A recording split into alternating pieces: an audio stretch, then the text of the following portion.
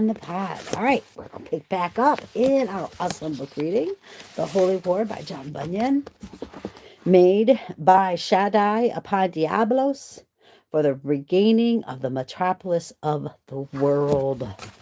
We are in chapter 5. I'm going to do my very best to read chapter 5 through 7 if the dogs will cooperate and if my phone will cooperate.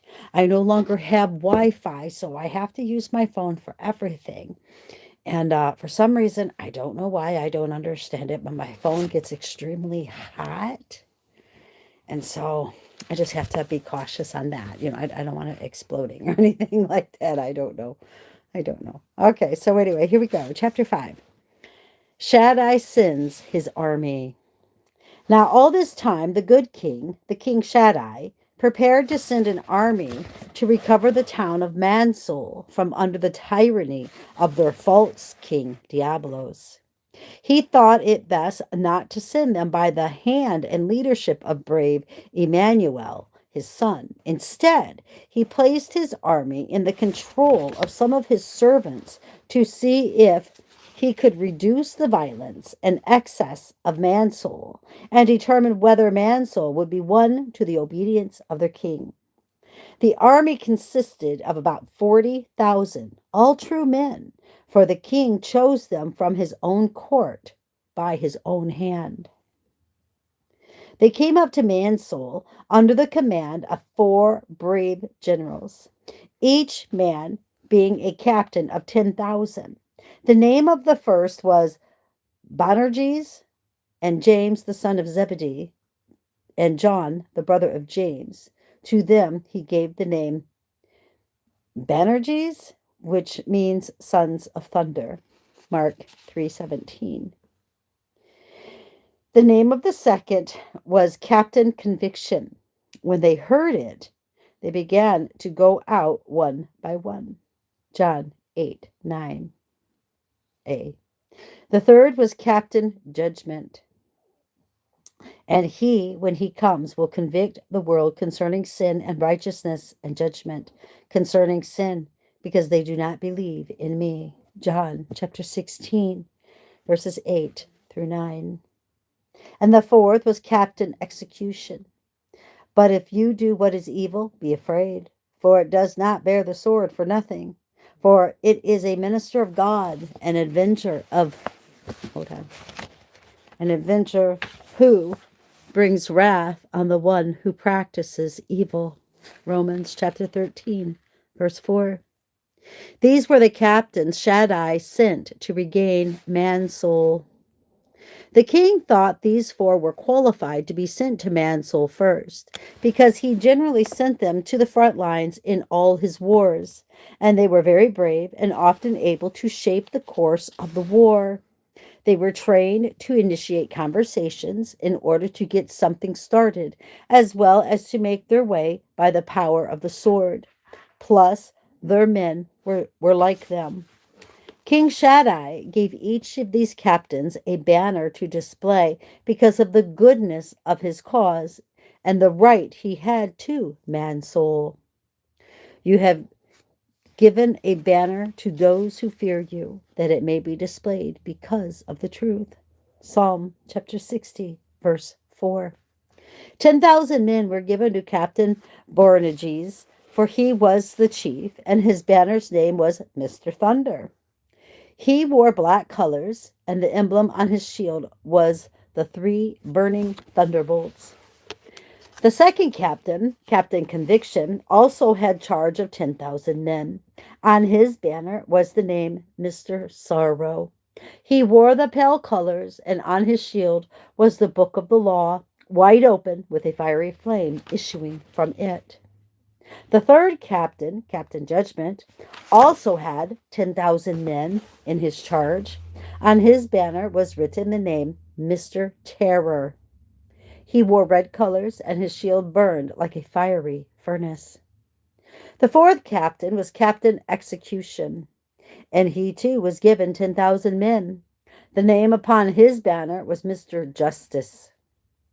He also wore red colors, and on his shield was a fruitless tree with an axe lying at the root. The axe is already laid at the root of the trees. Therefore, every tree that does not bear good fruit is cut down and thrown into the fire. Matthew chapter 3, verse 10. The 10,000 men under the command of each of these four captains were all of good faith to the king and brave military men. Once the captains, their men, and under officers had gathered to Shaddai and were in the field, they were called by name to come and put on armor needed for the level of service they were about to perform for their king. Now, when the king mustered his forces, for it was he who rallied the army to the battle, he gave several orders to the captains and entrusted them with their duties and issued commands in the presence of all the soldiers. He said they must listen to his commands faithfully and courageously execute them in the same way. This day the Lord your God commands you to do these statutes and ordinances. You shall therefore be careful to do them with all your heart and with all your soul. Deuteronomy chapter 26, verse 16. The essence of these orders was the same for each of the captains, except for the name, title, place, and specific task with small variations. Here is a summary of what he sent them to accomplish. A commission from the great Shaddai, king of man's soul, to his trusted and noble captain, the captain Bonergiers. Bonergiers? I can't say that word, forgive me. For his making war upon the town of man's soul. Bonergiers was one of my brave and thundering captains, whom I have placed over 10,000 of my valiant and faithful servants. Go forward in my name with this force to the miserable town of man's soul. When you come to it, offer them conditions of peace and command them to cast off the yoke and tyranny of the wicked Diabolos and return to me, the rightful prince and Lord. Also command them to cleanse themselves from all that is his in the town of man's soul, and pay attention to the satisfaction perceived from the truth of their obedience. So when you have commanded them, if they in truth submit to the commands, then do all within your power to set up for me a garrison in man's soul. Don't hurt the least of those who were born and live there, if they willingly submit themselves to me. Instead, treat those who respond in this way as your friend or brother, for I love them and hold them dear.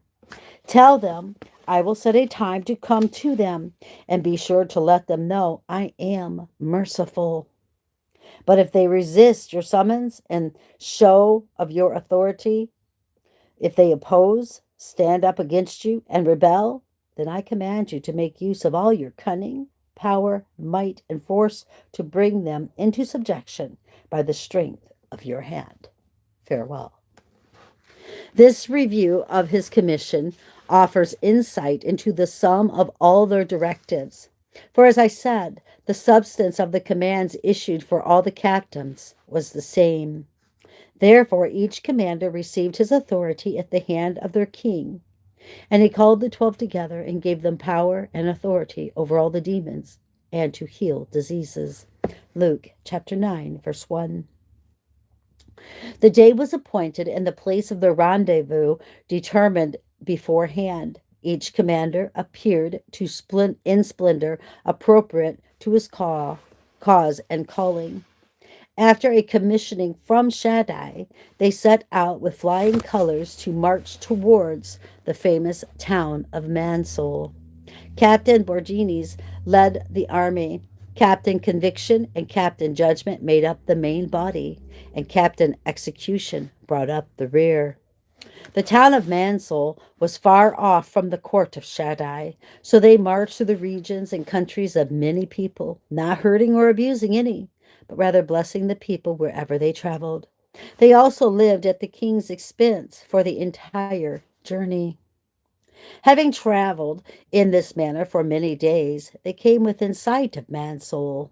When they saw it, the captains' hearts mourned over the condition of the town, for they quickly saw how it bowed to the will of Diablos and to his ways and plans. The captains marched up to Eargate and sat there down there before the town, for it was the place of hearing.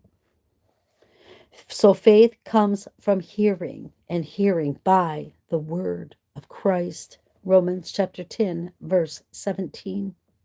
When they had pitched their tents and entrenched themselves, they discussed their assault strategy. Now, when the townsfolk first laid eyes on such a magnificent company, so splendidly dressed and equipped, and so excellently disciplined, displaying flying colors and wearing glittering armor, they couldn't help but come out of their houses and gaze upon it all. But the cunning fox Diablos, fearing the people might open the gates to the captains after this sight, hurried from the castle and made them withdraw into the center of the town.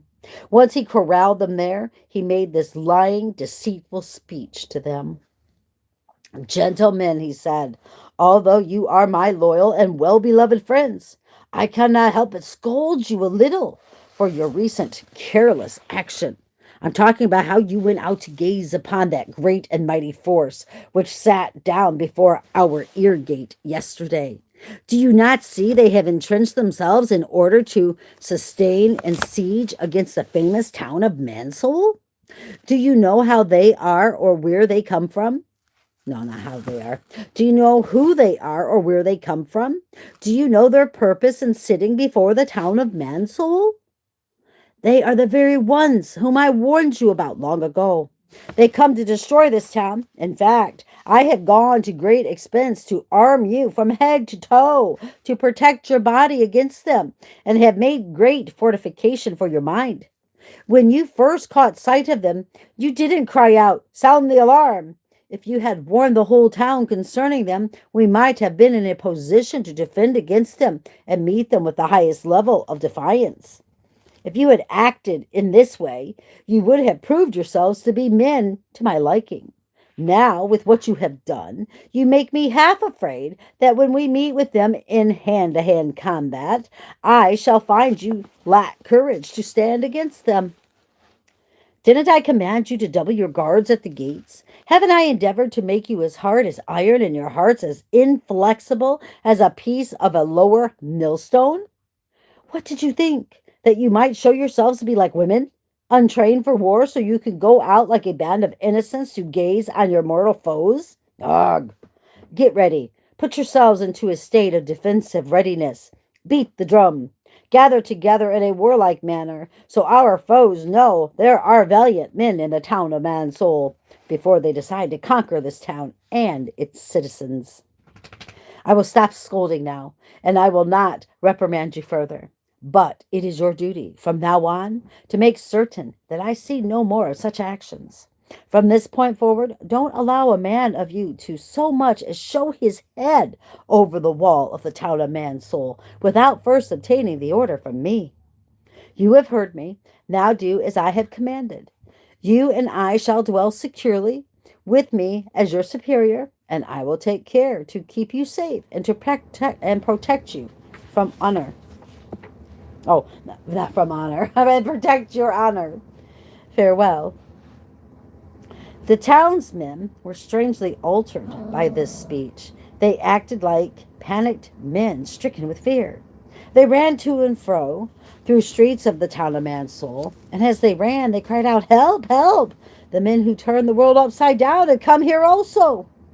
But the Jews, becoming jealous and taking along some wicked men from the marketplace, formed a mob and set the city in an uproar, shouting, "These men who have upset the world have come here also."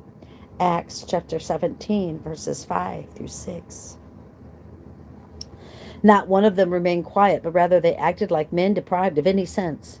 They cried out again, saying, "The destroyers of our peace and our people have come." This message rang through the air, and when Diabolos heard it, he said, "Ah, this I like very much. Now you behave as I would have it, for now you show your obedience to your prince. Stay just like this, and then let them take the town, if they can."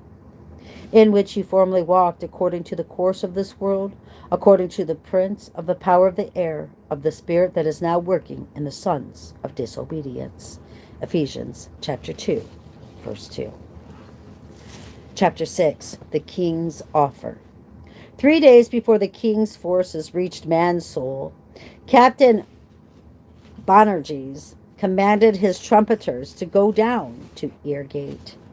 There, in the name of the great Shaddai, he was to summon Mansoul to listen to the message he was commanded to deliver them in his master's name. So the trumpeter, whose name was Take Heed What You Hear, went up to Eargate and sounded his trumpet for a hearing. But no one appeared or responded in any way. Remember, this is how Diablos had commanded the people of Mansoul to behave. So the trumpeter hurried back to deliver the news to his captain. The report grieved the captain, and he told the trumpeter to go to his tent.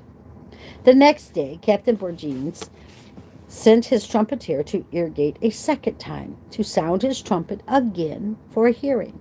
But again the gate remained closed. No one came. In fact, they didn't even give him an answer, because they obediently observed the command of Diablos, their king. Then the captains and other field officers called a council of war to consider what more could be done to gain the town of Mansoul. After they came together and debated the specifics thoroughly regarding their commissions, they decided to send another summons to the town by the hand of the same trumpeter. But this time, if the town of Mansoul decided to refuse to hear the message, the trumpeter was to tell them the captains, their officers, and the troops would endeavor by whatever means they could to compel them by force to obey their king. So Captain Borgines, and I think I keep saying a different name every time, commanded his trumpeter to go up to Eargate again, and in the name of the great King Shaddai to deliver a very loud summons to come down without delay to Eargate to give a public reception to hear what the king's most noble captains had to say. So the trumpeter went and did as he was commanded. He stepped up to Eargate, sounded his trumpet, and gave a third summons to Mansoul. Blessed is the man who listens to me, watching daily at my gates, waiting at my doorpost. Proverbs chapter 8, verse 34. This time he warned them, if they still refused to give audience to the captains of his prince, they would come down upon them with might and endeavor to bring them to repentance by force. The Lord Will, the apostate I mentioned before, who was the governor of the town and the keeper of the gates of Mansoul, stood up. He responded with considerable and disturbing words as he demanded to know who the trumpeter was, where he came from, and asked him, for what reason are you making such a dreadful noise at the gate by speaking such intolerable words against the town of Mansoul? The trumpeter stood straight and called out with a loud voice, I am a servant to the most noble Captain Bonerges, general of the forces of the great King Shaddai, against whom you and the whole town of Mansoul have rebelled, and whom you continue to oppose. My master, the captain, has a special message to deliver to this town and to you, if you will peaceably hear it. If not, you must suffer the consequences. Will said, I will deliver your message to my lord, and we shall see what he will say. But the trumpeter quickly replied, our message is not to the giant Diablos, but to the miserable town of Mansoul. We shall not regard any answer from Diablos at all, or any who speak for him. We are sent to this town to recover it from under his cruel tyranny and persuade it to submit, as it did in former times, to the most excellent King Shaddai. Because of the greatness of your power, your enemies will give feigned obedience to you. Psalm 66, verse 3. Will said, not will be will, will be will, said, I will deliver your message to the town. The trumpeter replied, Sir, do not deceive us, for if you do, you'll only be deceiving yourself much more. He paused and then added, If you don't submit in a peaceable manner, we are determined to make war with you and bring you under his hand by force. And to show what I'm saying is the truth, this shall be a sign unto you. You shall see the black flag with its hot, burning thunderbolts set upon the mountain tomorrow as a token of defiance against your prince and your resolution to bring you back to your lord and rightful king. So Lord Will left the wall, and the trumpeter marched back into the camp. When he arrived, the captains and officers of the mighty King Shaddai met with him to find out if he had success in obtaining a hearing, and if so, how it went. So the trumpeter made his report. When I sounded my trumpet and called aloud to the town for a hearing, Lord Will, the governor of the town, who also has a charge of the gates, responded to my trumpet sound. He looked over the wall and asked what I was doing there and where I had come from and the reason I was making so much noise. I told him the purpose of my errand and by whose authority I brought the message. He said he would deliver the message to the governor and to Mansoul, and then I returned to my lords. The brave Bonerges said, Let us wait a little longer here in our trenches and see what these rebels decide to do. When the time drew near for the public reception of the brave Bonerges and his companions to deliver the king's message to Mansoul, all of the men of war throughout the whole camp of Shaddai were commanded to stand fully armed as one. They were to be prepared if the town of Mansoul accepted the message of mercy, and if it did not, they were to bring it under the dominion of the king with force. When the day arrived, the trumpeters sounded the signal through the whole camp for the men of war to make themselves ready for the work of the day. Within the town of Mansoul, the inhabitants heard the sound of the trumpets within Shaddai's camp. All they could think when they heard the sound was that it must be a signal to storm the town. At first, they were horrified at the thought and didn't know what to do. But after a little time, they settled down and started to make what preparations they could for war. At the very least, they took steps to keep themselves safe in the event the troops stormed the town of Mansoul. When the maximum amount of time allotted had come and gone, Bonerges sent out his trumpeter again to call upon Mansoul for a public reception to hear the response to the message they had brought from Shaddai. The trumpeter went and announced his presence with the shrill call of his trumpet. The townsmen came up, but it wasn't to give an audience to the trumpeter. Instead, they made Eargate as safe and permanent as they could. When they came to the top of the wall, Captain Bonerges wished to obtain an audience with the Lord Mayor, but at that time, Lord Incredulity showed up as Lord Mayor in the place of Lord Lustings. So Incredulity showed himself at the top of the wall and introduced himself as the Lord Mayor. However, as soon as Captain Bonerges set his eyes upon him, he cried out, This is not the Lord Mayor. Where is Lord Understanding and the ancient Lord Mayor of the town of Mansoul? It is to him I will deliver my message. The giant Diablos had also come down to the gate, and he was the one to answer the captain this time. Mr. Captain, you have boldly given Mansoul at least 4 summons to subject herself to your king, whose authority I neither recognize nor dispute at this moment. However, I do ask for what reason all this commotion has been stirred up, or do you even know yourselves why you approach?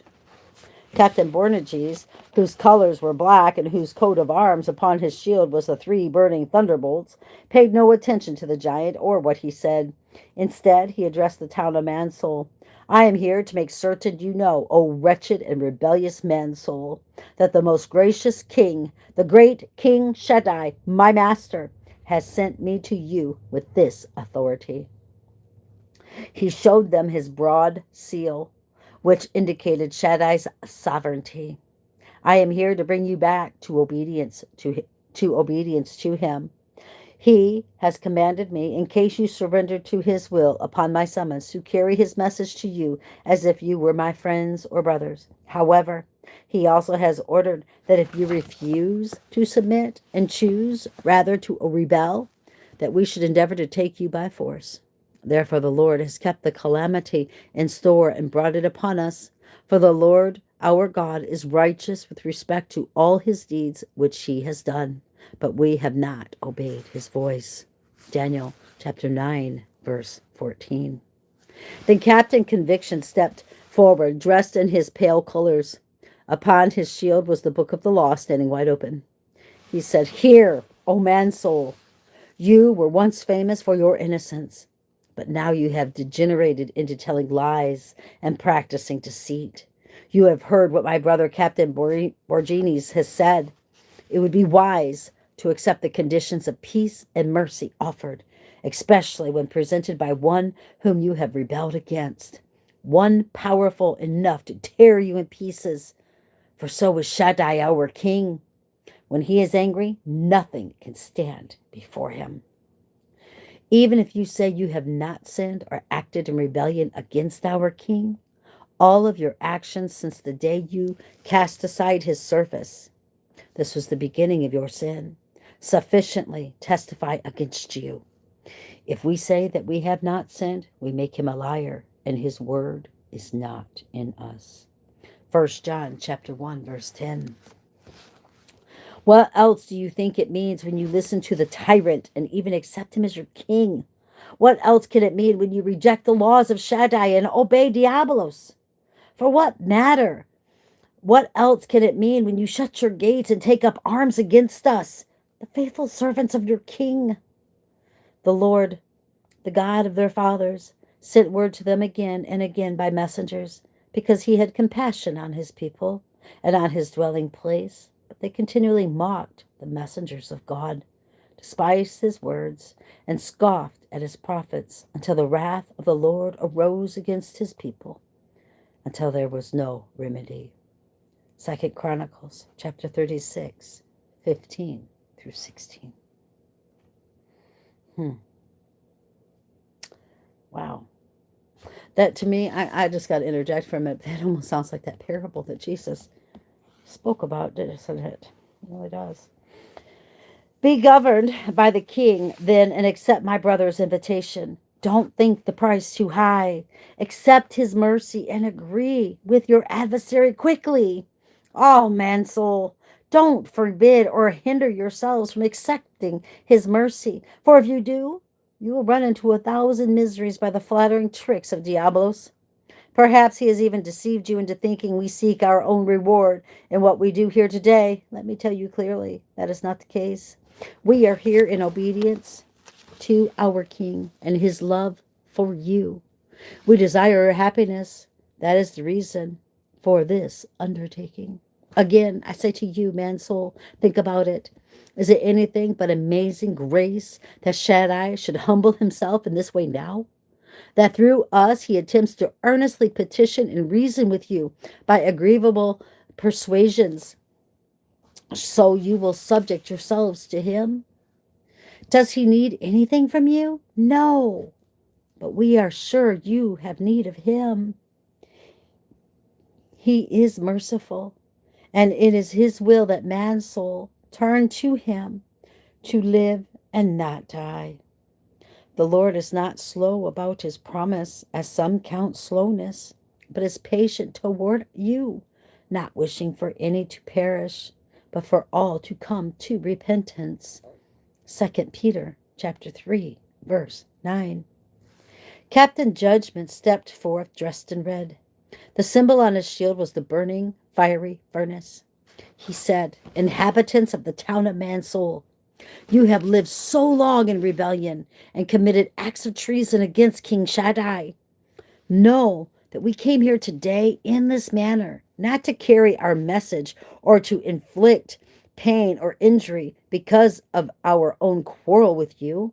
It is the king, my master, who has sent us to bring you back to obedience to him. If you refuse to surrender in a peaceable way, we have authority to use force to urge you to do so. And never think to yourselves or allow the tyrant Diablos to persuade you to think our king is not able. For by his power he is able to bring you down, to lay you beneath his feet. For he is so powerful that if he even touches the mountains, they smoke. Let the glory of the Lord endure forever. Let the Lord be glad in his works. He looks at the earth and it trembles. He touches the mountains and they smoke. Psalm 104, verse 31 through 32. Know this too, that the king's disposition to forgive or spare will not always remain before you like an open gate. For the day is before him that burns like an oven. It comes quickly and does not slumber. Seek the Lord while he may be found. Call upon him while he is near. Let the wicked forsake his way and the unrighteous man his thoughts. And let him return to the Lord, and he will have compassion on him, and to our God, for he will abundantly pardon. Isaiah 55, 6 through 7. O man soul, is it trivial in your eyes that our King offers you mercy, even after so many provocations? He still holds out his golden scepter of grace to you and will not allow his gate to be shut against you yet. For he says, at the acceptable time I listened to you, and on the day of salvation I helped you.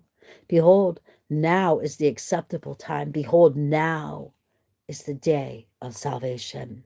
2 Corinthians chapter 6, verse 2. Will you then provoke him to do it? If so, consider what I'm telling you now. The way will not be open to you forever. Even if you say you will not see or stand before him, judgment is still his. Therefore, trust in him. For I tell you plainly, wrath is to come. But because of your stubbornness and unrepentant heart, you are storing up the wrath for yourself in the day of wrath and revelation of the righteous judgment of God, who will render to each person according to his deeds. Romans chapter 2, verses 5 through 6. Be aware of this and fear, for he may take you away with one blow. Oh, hold on 1 minute.